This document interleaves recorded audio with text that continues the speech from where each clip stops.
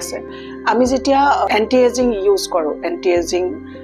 lotion anti ageing cream anti ageing serum anti ageing moisturiser cleanser গোটেইবিলাক আমি যেতিয়া anti ageing use কৰো তাৰ লগে লগে যেতিয়া আমি উশাহটো দীঘলকে লওঁ তেতিয়া কি হয় তেতিয়া আমাৰ স্কিনত সাংঘাতিক ধৰণৰ আমি ইউথফুলনেছ এটা পাওঁ স্কিনখন আমাৰ ডেজলিং কৰি উঠে স্কিনখন আমাৰ জিলিকি উঠে স্কিনখন ইয়ং হৈ উঠে সো কেনেকৈ হ'ব এইবোৰ প্ৰসেস উশাহ লোৱাৰ কিছু প্ৰসেস আছে কেনেকৈ কৰিব গোটেই কথাবোৰ ভিডিঅ'টোত আজি শ্বেয়াৰ কৰিম ভালকৈ কথাবোৰ জানিব বুজিব আৰু ইয়াৰ পৰা ভৰপূৰ প্ৰফিট ল'বলৈ চেষ্টা কৰক কোনো কষ্টলি ট্ৰিটমেণ্টৰ কথা নাহে ইয়াতে কোনো বেছি এফৰ্ট নালাগে দিনটোত মাত্ৰ কেইমিনিটমান সময় আমাক লাগে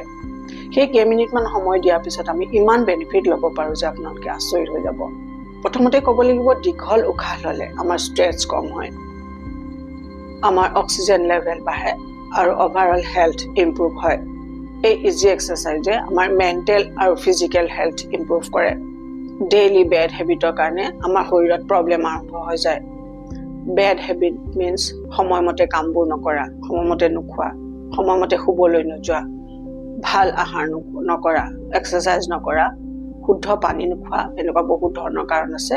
যিবোৰ কাৰণত আমি লাইফষ্টাইল ডিজিজত পৰোঁ